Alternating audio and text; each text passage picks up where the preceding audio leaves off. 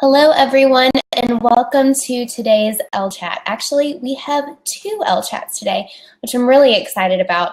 I had to reschedule last week. Thank you for bearing with me. Still struggling through a cold, but I sound a lot more like a woman instead of a man today, so we're all good. I want to make sure before we get started that you all can see me and hear me okay. So if you could let me know in the comments, that would be awesome. And if you could let me know if this is your first Ellechat. Awesome. Thank you, Michelle. If this is your first Ellechat, I would love to know as well. Awesome. Loud and clear. Hi, Avi. Glad you're joining in. Jennifer. Awesome. Thank you guys for letting me know. Lisa, this is your first one. Glad that you're here. For those of you who are new and tuning in for the first time, hi, Luis. Good to see you in here too. I use Crowdcast to host all of my webinars, and there's a few great features. The first is that comment section, which looks like you all have already found. Feel free to say hello. Tell me where you're tuning in from. I think Sandra Maria just said she's from Finland, and we have Anna from Nicaragua too, which is really awesome. So feel free to say hello there. I could stay in there all day, but I'll keep moving on. Right below the screen is a questions and topics section. And so if you have any questions now or as we go along throughout the webinar, feel free to ask them there. That's what it's there for. I will answer these questions, or as many as I can, in the last like 10, 15 minutes today. We have a 45-minute webinar instead of an hour because the second webinar comes up at 3:45. It's 3 o'clock here right now. Who knows what time it is in Nicaragua? But in 45 minutes, the next webinar will start. It's also free and it's on logo design. So if you want to stay with me and watch both of them, that's great. If you just want to catch this one and watch the other one later, that's great too. The replay will be available through the same link. And I'll share that link with you in just a moment. So that's the question section. The polls one might not make sense yet, but I have a couple different options that I'll show you, a couple different Pinterest boards at the ready. You all can let me know your favorite Pinterest board, and I'll create an actual inspiration board and demo it in our time today. So feel free to go ahead and vote, or you can wait and see what each of the three look like and then take a vote afterward as well. But I'm just going to go ahead for the sake of time and just jump right into the content. So today we're focusing on how to create and utilize an inspiration board. Some of you may have a great idea of what an inspiration board is and how it's useful, and some of you might be following along with the brand challenge and are a little unclear of what an inspiration is and how it can be used for your business. And some of you might be great at creating inspiration boards, but maybe you don't know how to utilize it for a project. Inspiration boards are great not just for your brand, but if you work in a creative field like design, or it could be interior design, event planning, anything like that, inspiration boards can come in handy as well. So first, why inspiration boards? And inspiration boards are great for a visual starting point for your brand. So a lot of times, and if you've been following along with the brand challenge, you've seen me talk about or read my content on the starting point, laying the groundwork, creating a mission statement, creating those brand keywords, identifying your ideal client, coming up with a tone of voice for your brand. And that's all great. But when it comes to visuals, it's kind of hard to create a logo or a color palette off of those words. And so I like to jump on Pinterest, which I'll show you in a moment, and compile some visual inspiration and put it into an inspiration board so that as I'm designing the logo or color palette or choosing fonts or anything like that for the remainder of the brand, I can refer back to that inspiration board. It's also really helpful if you use inspiration boards for client work. It can be extremely helpful to make sure that you and your client are on the same page. So when I'm creating brands for my clients, an inspiration board is a great visual starting point. I can compile those images, kind of come up with a color palette, present it to my client and say, is this a good direction? Does this reflect the kind of brand that you had in mind? And if they say yes, we'll continue to move forward. If they say no, I might have some revisions to do, but it'll save me time in the long run. It makes sure that we are both on the same page visually. So inspiration boards can be extremely helpful for creating that visual starting point for your brand or whatever project it is that you're working on. So for example, this is a visual inspiration board that I did for my client, Amanda Jameson, who is a wedding photographer. And so you can see how we pulled in some of that wedding inspiration. You can see a color palette start to arise. The way that this board makes you feel, it's just elegant, it's very classy, very feminine. And so this is what her brand ended up turning out to look like. So we took these images, and you can even see them across here, and I was able to build a logo and color palette and all of these aspects of her brand based on that visual starting point. Same goes for another client of mine who's a calligrapher, Sincerely Amy Designs. And so we started here with the inspiration board, kind of got on the same page. She even wanted kind of a postage theme, but she liked the copper elements and the greens and the blues and the whites. And so we ended up with this brand and the little postage inspired stamp there too. But that board provided a good starting point for the project. And then one more, this was for Bullis Photography, and it's bright and cheerful. She wanted to attract cheerful brides who are very easy to work with, very excited over their wedding day, feminine. And so we ended up with one of my favorite brands probably to date. And so you can see how it makes sure that we're on the same page and we're headed toward a final result that we were both happy with. And that mimicked that same inspiration board from start to finish. So that's how inspiration boards can come in handy. But how do you create one? Where do you start? And I'll walk you through step by step, and then I'll even demo how to create one.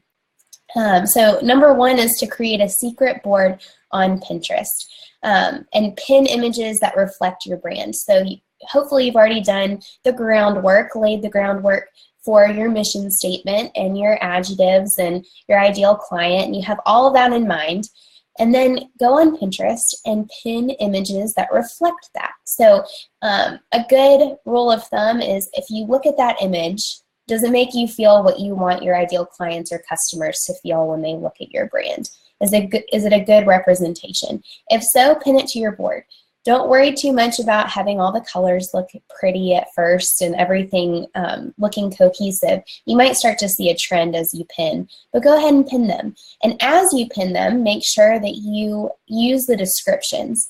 So in the pin description, make sure that you're explaining why you chose that pin.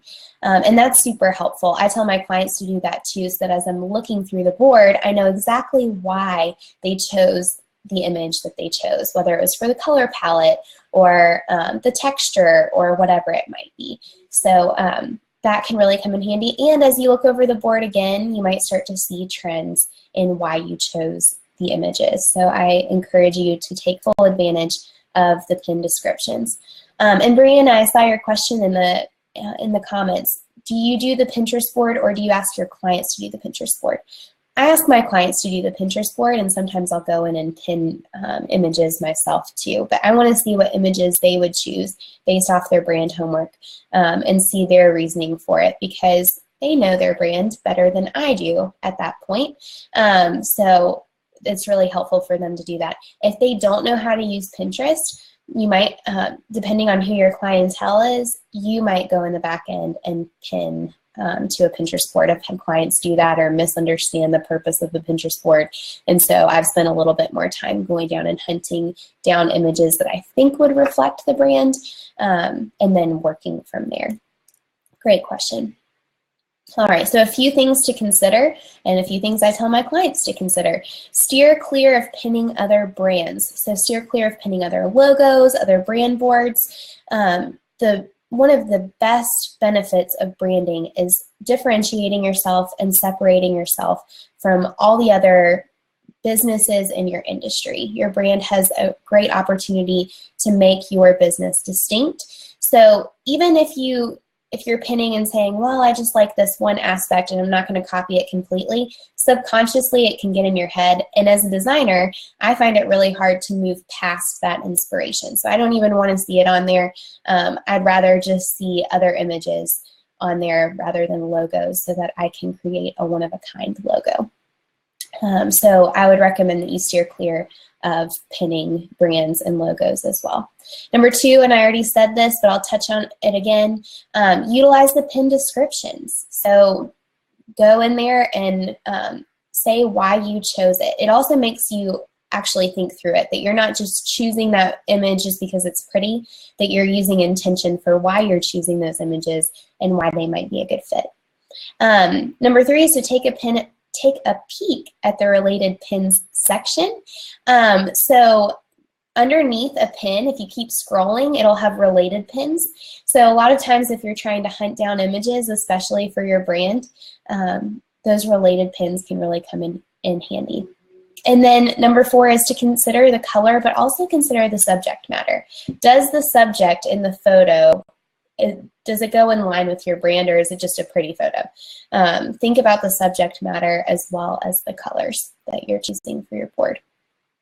All right, so once you've utilized that secret brand board or Pinterest board, you can make it public if you want to, but a lot of times people want to keep it secret, and that's okay too. Is to look for similarities among the images. So as you're going in and looking at those photos, try to see what do all of these images that I've pinned have in common. And that's a good place to start, because then as you create your logo and other brand items, maybe it's icons or color palette or patterns, you can go back to those similarities and say, what was it that really made this Pinterest board pop for me? Why did I choose those images, and how can I implement those similarities in my brand? And Lynn, too, I see your question about there's hundreds of images, where to start in terms of looking for photos. Sometimes in your own brand or in your own Pinterest boards. So I went back to my Pinterest boards and looked at a lot of the home decor that I posted and the outfit ideas that I posted and food and flowers and all of that sort of stuff, and just looked in there to see what I was drawn to already. And a lot of times that's a good starting point. And then the related pin section. Sometimes objects or subjects might come in your head. Like for Amy's, she loved the Moscow Mule mugs, those copper mugs. And so I typed in copper mugs to see which image might be best. So that sort of thing can be really helpful. But number 2 is to look for those similarities among the images to see what stands out. So an example, here's a brand board for one of my clients, or a Pinterest board, I'm sorry. So I scrolled through and I said, okay, what do these images have in common? What are some common themes here? White interiors was a common theme. You can see it up here, down here, the pretty white linen tablecloths. You see a lot of white space. Pink florals, you can see them popping up everywhere, all these pink flowers. Splashes of greenery all over the place. Stripes, both up here in this napkin, over here in this place setting. So I was seeing tons of stripes, and then touches of gold as well, just scattered throughout this board. So as I'm going to create this brand, I'm thinking white space, pink florals, splashes of greenery. Maybe we can incorporate some stripes, maybe some touches of gold here or there and icons. Or so I'm starting to get ideas for what this brand could look like based on this inspiration board or this Pinterest board. This one is very different. It's kind of moody. It has a lot of texture both through the ceramic bowls, the ribbon. Down here is like a rocky coastline and some fabric, and so you can see a lot of texture in this Pinterest board. So I'm keeping that in mind. How could we use texture for this brand? You see a lot of soft light, movement even in these photos. Architecture, you can see it in the buildings here. So I'm thinking kind of linear, but also some movement, neutral tones. And yes, I can make the slides bigger. Thank you for saying that, Shay. Let me click back over here. There we go. All right, is that better? Oops, and now I'm on a different screen. Okay, back here. Awesome. Okay, so texture, soft light, movement, architecture, neutral tones. So I'm keeping that in mind. And then here for this Pinterest board. This is actually for a client who photographs babies, bumps, and births is her tagline. So she pinned a lot of different kinds of images. So I looked for those similarities and saw a lot of neutral grays going on, both dark, light, and mid-tone grays. Some bright whites as well, and metallic golds. You can see them here and here, even up here. And then there's playfulness to the board. Her maiden name was Ferris. She put a Ferris wheel here. Here's a storybook, kind of Beatrix Potter look, which I thought could be really neat for a storybook kind of theme. And you just see youth here as well. So those were some common themes that I saw in her board. So I'd encourage you, after you pin to your Pinterest board, go back through and see some similarities. Even if at the outset the photos don't seem to have much in common, dig a little bit deeper. You can probably find a lot more similarities than you would originally think. Something to note as well is that even though you or your client, depending on who you're creating this board for, might be drawn to a certain color palette or pattern or style, doesn't necessarily mean that it's the best fit for attracting your ideal audience. So as you're pinning, keep those brand keywords in mind, keep your mission statement in mind, and think through, use some intention to decide whether it really is a good fit for your brand. I've mentioned this story several times, but it's worth mentioning again. I had a client who came to me and she wanted to do, or she was starting an event planning business trying to attract Southern brides, but she wanted to use her favorite colors, purple and teal. And just because they were her favorite colors, and probably she had some Pinterest boards full of things with purple and teal, didn't mean that it was a good fit for her audience. So we went back through and pared down that Pinterest board and added blush and navy and pearls and Southern charm into her Pinterest board and built it from there. So do keep that in mind. Number 3 is to choose and save the strongest images from your board to your desktop so you can pull them into a program like Adobe Illustrator and start creating your inspiration board. So I save them to my desktop just because that's an easy place to grab them, and then I usually save them into another folder or something. But nevertheless, just choose the strongest ones off of your board. You don't need to choose every single one. You might have 100 images in there, but I would recommend having more than 20 just to have some to pull from, and then save the strongest images to your desktop. Number 4 is to pull those images into Adobe Illustrator and arrange them. So I'm going to show you how to do that. Let me make sure I didn't. Oh, another thing to note. I just added last week some new inspiration board templates to the Ellen Company library. So they're ready to go in Adobe Illustrator. There's actually 4 of them, and I'll show them to you in a moment. So you can use those to get started, pull your images right in, and you'll be good to go. All right, so I'm going to stop sharing this screen for now. Bear with me just one moment, and I'll share another screen with you. Let's see, screen share. All right, I'll share my entire screen with y'all. Okay, so, and I'll make this one bigger so you can see it nice and big as well. Sorry for the tunnel vision. All right, hopefully you can see my screen right now. Let me make sure. Yeah, we're good. Okay, so underneath here, I've created 3 secret Pinterest boards, and this is what I was talking about for the poll. One that's classic and simple, so I don't have the 20 images that I told you all about, but I went and grabbed some images. We'll pretend this one is an interior design business. Sarah Scott, I saw that you're in here, so I thought you'd appreciate this. Classic and simple, so you can we grabbed some interior photos, some patterns for fabrics, and some anthro photos as well. So that's classic and simple. I didn't utilize the pin descriptions for the sake of time, but you get the gist. That one's classic and simple. This one is rustic romance. We'll pretend this one is an event planning business. Has some sparkles, some pinks, some coppers, some rustic elements in there as well. And you can vote on this in the poll section if you like one more than the other. And then Pretty in Pink, this one we'll pretend is a personal lifestyle blog with some fun pink patterns, travel inspired, fashion inspired. So this is what this looks like. Let me go back to the screen and see which one y'all have chosen. All right, classic and simple. Caroline, you asked where the templates are found in the library. On the screen, there's a green button that says Ellen Company's Inspiration Board Templates. If you click it, it'll take you to the library and you can log in. So right here, you should be able to see it right there. Awesome. So it looks like we're going to do classic and simple, which is great. So I'm going to pull up Illustrator. These are those templates that I was telling you about that are in the Ellen Company library. I'm just going to add another artboard so for the sake of demonstration, and I'll copy and paste. I'm going to use keyboard shortcuts for the sake of time, but just copy and pasted that here. And I've gone ahead and saved the images on my desktop, so I'm going to open those. We went with option number 1.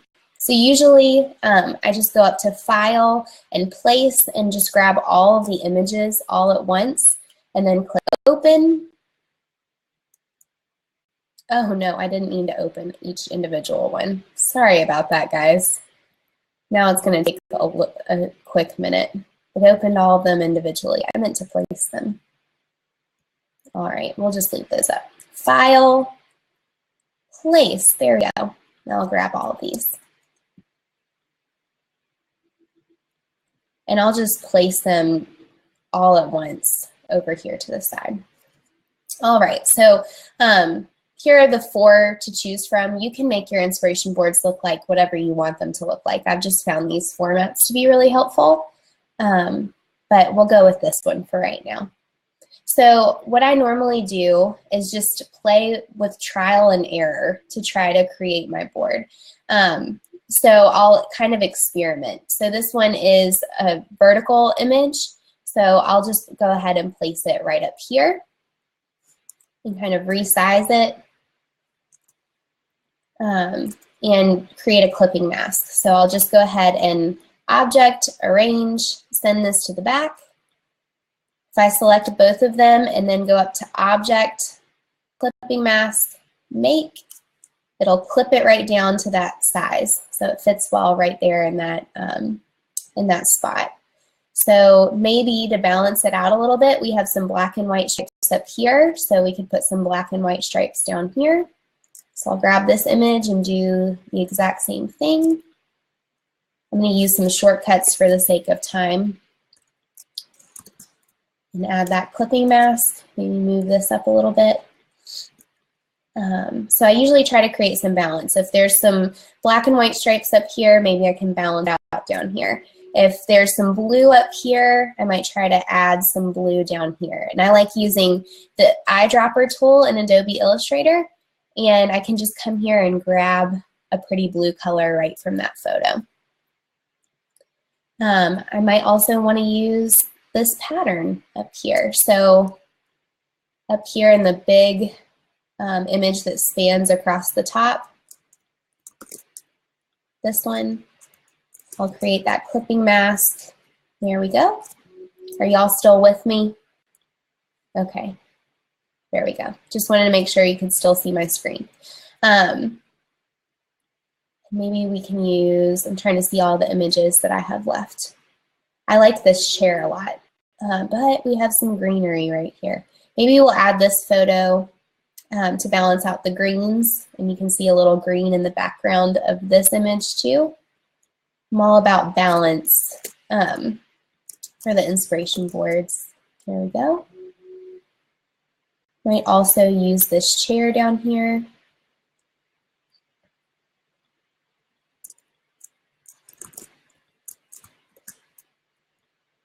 That works. And you can also adjust these. So I might move this in a little bit more so that I can get a full square here. And use this ampersand. I'm a fan of ampersands, so we'll do that. Maybe instead of these 2 blocks, I'll make this one larger. Delete that second block. I love doing these. This is one of the most fun parts of my job, is creating inspiration boards. Oops. Zoom in a little bit so you can see it a little bit better. And all that's left to do is just pull some more colors in. So again, I like to use that eyedropper tool to grab maybe a darker blue. Maybe here we'll grab one of these gray colors. Maybe something a little lighter. You'll notice that we didn't use all of the images, but it provides some visual direction. We're already starting to get a color palette. You can go ahead and delete these. Maybe I don't want the ampersand there. Maybe I want to see what this looks like instead. Kind of like the look of that too. Maybe the ampersand was better. There we go. So we have our inspiration board. And then if you want to save it, I usually save it as a PNG file or a JPEG. So I'll come up to File, Save As, and File, Save for Web. And I'm going to optimize it, optimize it, save it at 1000 by 1000, and I'll save it as inspiration board example. My desktop. And it's good to go. I can pull it up from my desktop. We can see what it looks like, not on the board. There we go. And here is the inspiration board that we just created.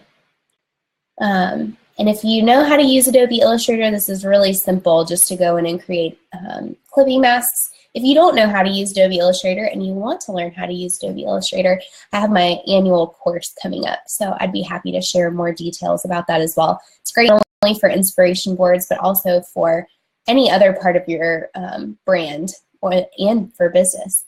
Creating your logo, doing multiple page PDFs for things like workbooks. You can use Illustrator for just about anything. So there is the demo for creating an inspiration board. But now, I'm going to stop sharing my screen again. Evelyn, how do you save only one artboard as a PNG file? You just select it and then go to File, Save for Web, and it'll only allow you to save one artboard at a time. Super helpful. All right, so I'll try to get back to the questions in just a second, but I'm going to share my screen again for those slides. Hang with me just 1 second. Oops, and I X'd out of it. Didn't mean to do that. Let me go back. Sorry, y'all. Open. I don't know where the slides went. And these are the slides for the next one. All right, bear with me.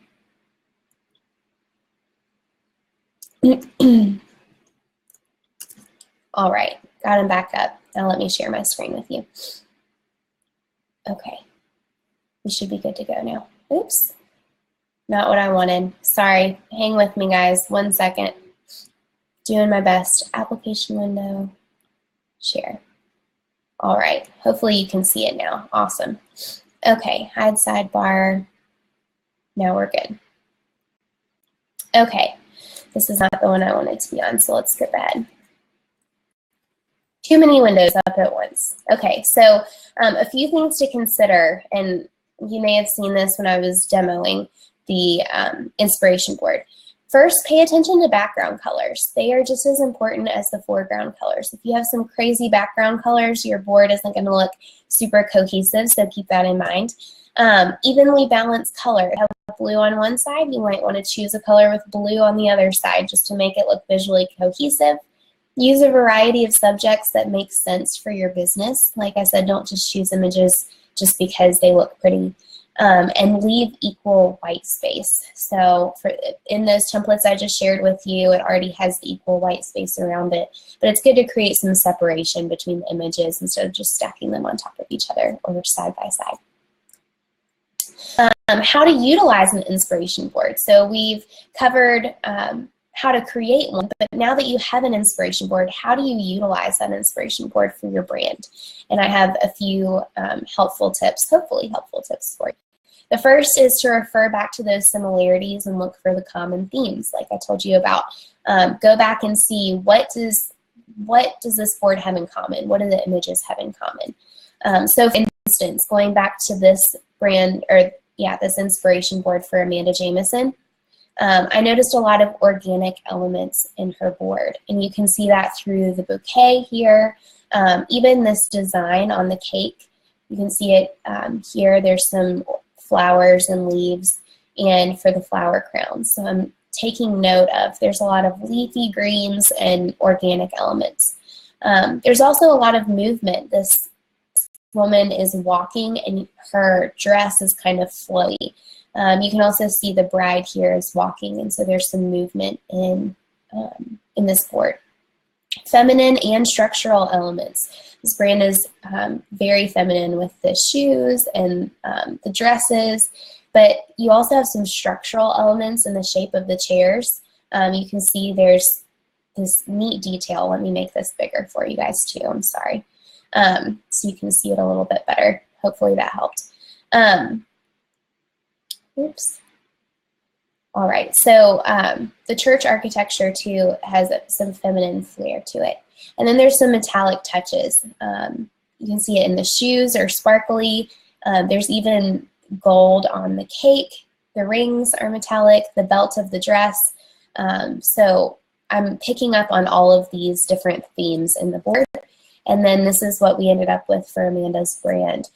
You can see there's structural elements through the A, but there's also some of that movement and a little tiny leaf that mimics that organic element of her board. And then we also brought in some metallics. These were stickers. She sent out client gifts, and so these are packaging stickers, and we made one metallic, which was kind of fun. You can also see some structural elements even in the way that we designed the business cards and the way that we stacked the text on top of each other. And again, these were some lateral items for Amanda. To pull from those similarities and start sketching out logo concepts. So when I sit down to sketch logos, I have the board right beside me as I'm sketching. So you can even see this little A with the shape around it. That shape came from the architecture in this image. The leaves came from all the leaves in here in the board. I was even sketching out florals from the bouquet and trying to incorporate leaves into her name just with the flowy text. So you can see how I'm using this board to kind of inform the choices I'm making even in sketching out the logo concepts. Down here is kind of what we went with. I combined the two letters into one. But even with your sketching, look back at that board and look for shapes. Look for elements of the board that you might be able to pull into the logo.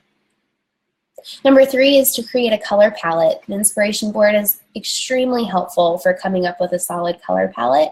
And a few things to consider when you are pulling together a color palette is to make sure that there's a wide range of tones. I talked about this in the brand challenge.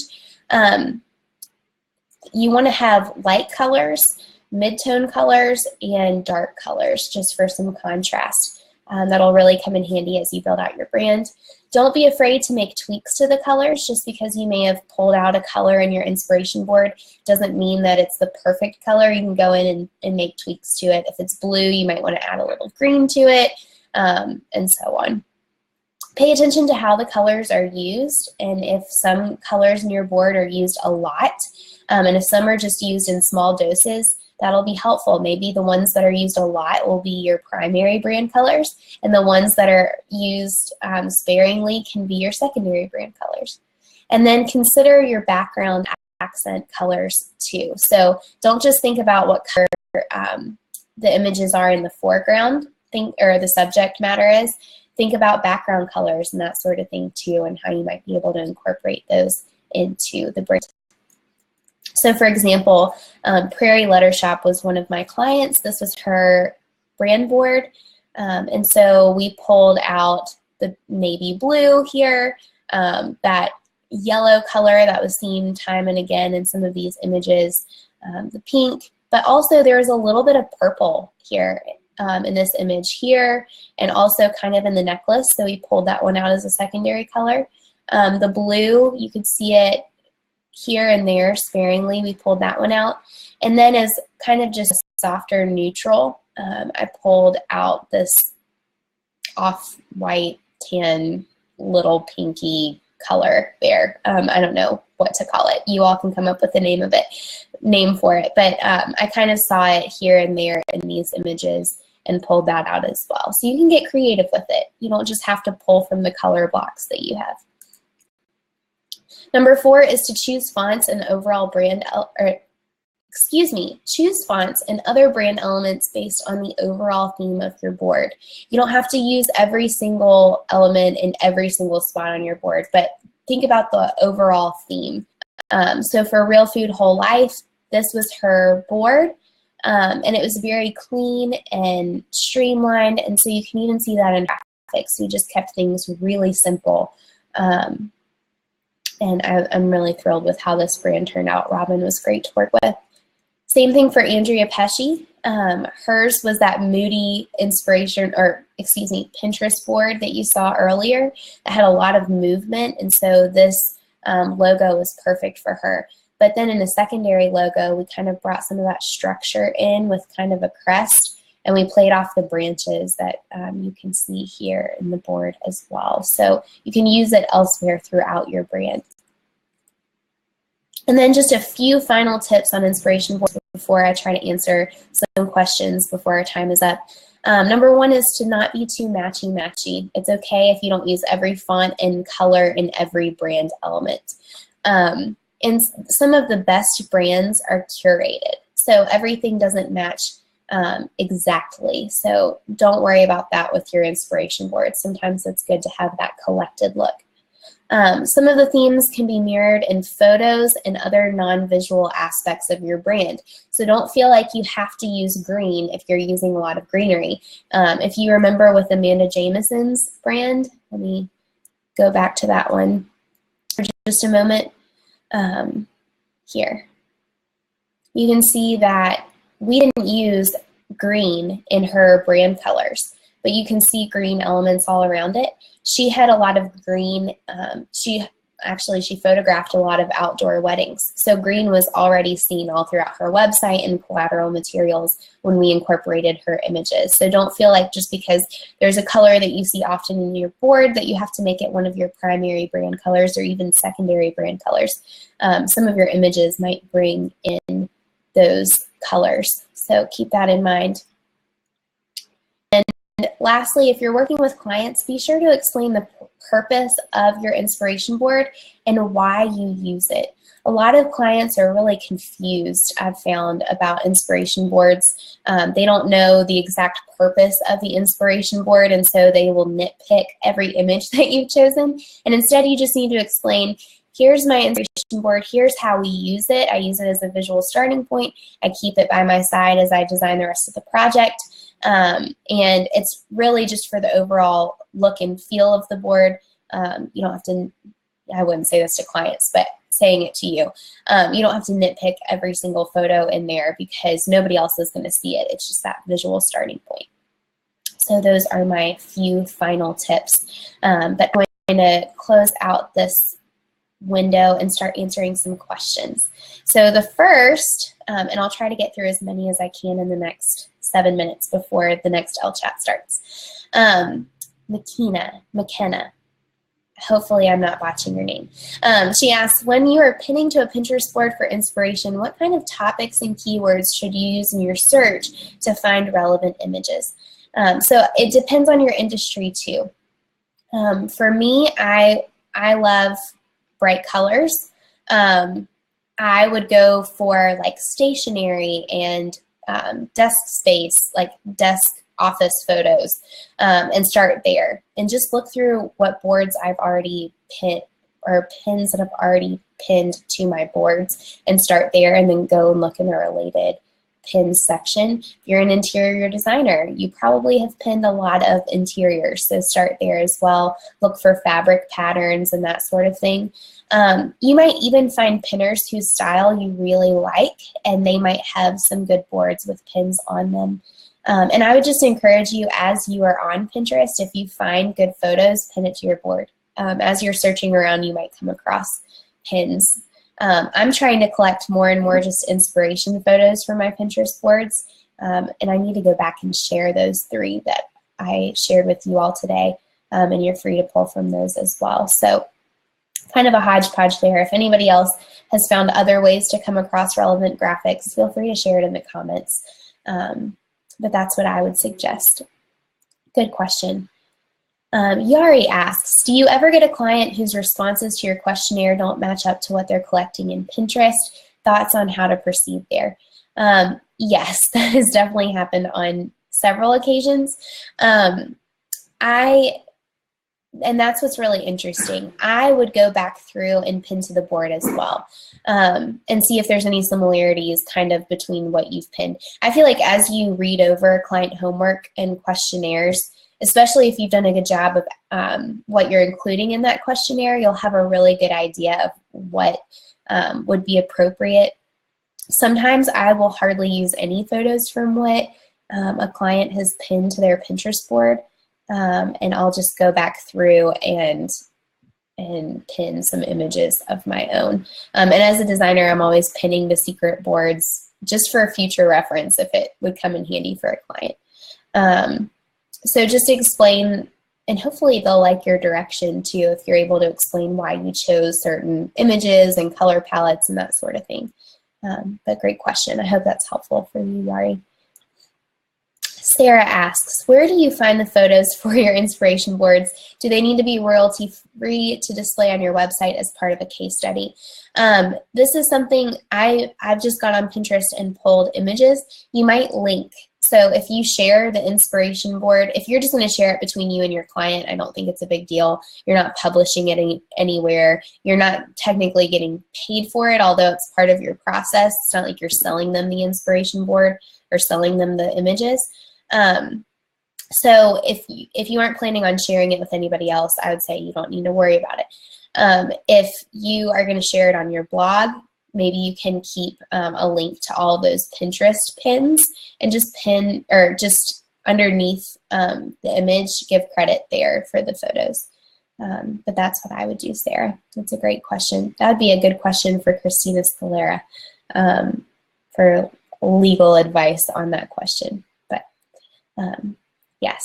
Joe asks, how can I protect my business when it comes to sharing photos from Pinterest that I don't legally own the rights to? It's a common theme here. Is there a way around this when they are just part of an inspiration board? So again, I would recommend, if you're not sharing it with anybody, it shouldn't matter. You're not selling the inspiration board. If you're going to post it to your blog, I would just put the attribution underneath the image of the inspiration board. And maybe you could even do it back to the Pinterest pin. Or you can follow that pin and see what website they got it from and share that. But that's what I would recommend. Gabby says, do you ever experience restlessness in regards to branding? When is it a good time to rebrand? That is a great question. Yes, sometimes I do get restless, but I know that if I just stay consistent, and I'll talk about this in the upcoming Ellechat, it's coming up in 2 minutes, so this is probably the last question. But yes, I know that if I stay consistent, that it will create brand recognition and it will pay off in the long run. I think that's also important to have a timeless brand. And when you're choosing, especially your logo, and maybe once in a while you can add an accent color in there.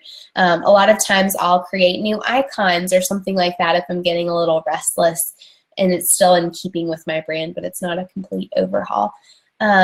It's a good time to rebrand if you feel like you aren't attracting your ideal clients. If you're not attracting the type of people that you want to work with or who are going to buy from you, then it might be a good time to rebrand. But I definitely don't encourage rebranding like every year. I think it's maybe every 5-10 years.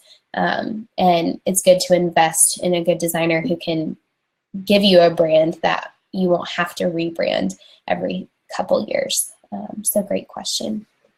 All right, guys, sorry that I didn't get through all of them, but if you would like to, I'm hosting another Ellechat on logo design in 1 minute. I'll share, let me grab that link for you. Actually, if you go to my account, I think my face is somewhere on here, and if you click on that, you can, if somebody else will grab the link for me too, maybe I'll scroll up here.